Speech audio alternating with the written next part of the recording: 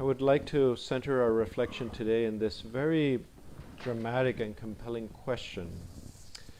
For which of these are you trying to stone me? In other words, Jesus asking them to their faces, to their hearts, why do you want to kill me? And I think that's a really, really good question. And let's rewind a bit just to remember. Why did Jesus die?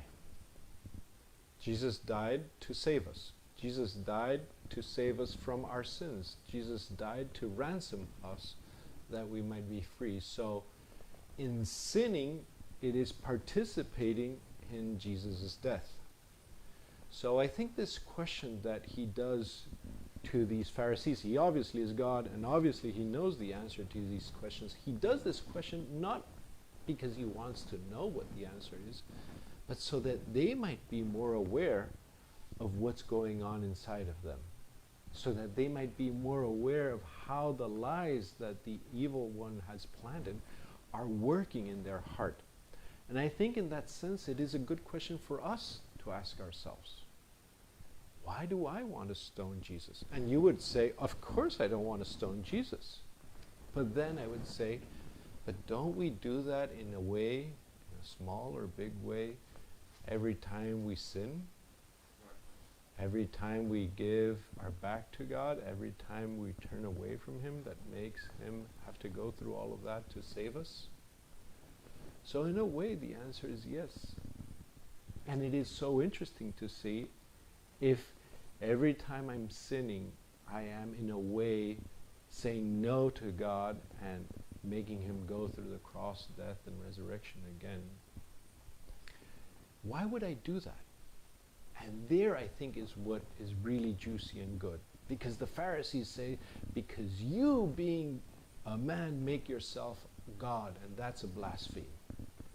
And they finally said what was going on.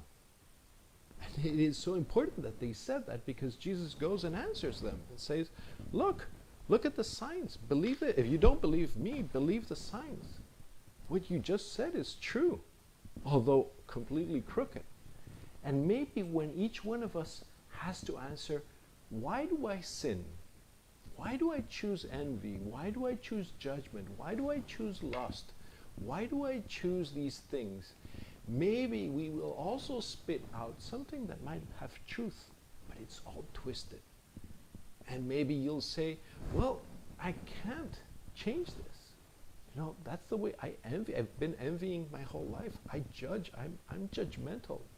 And that's the way it is.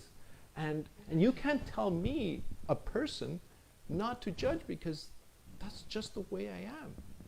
You might have said something true, but it's always twisted because it's not true that was the way you were created.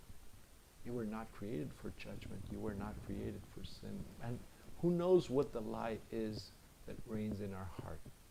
But I think this question helps us to see, what are the lies that reign in our heart?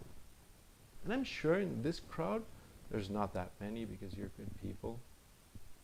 You know, we still sin, but we're generally pretty good people.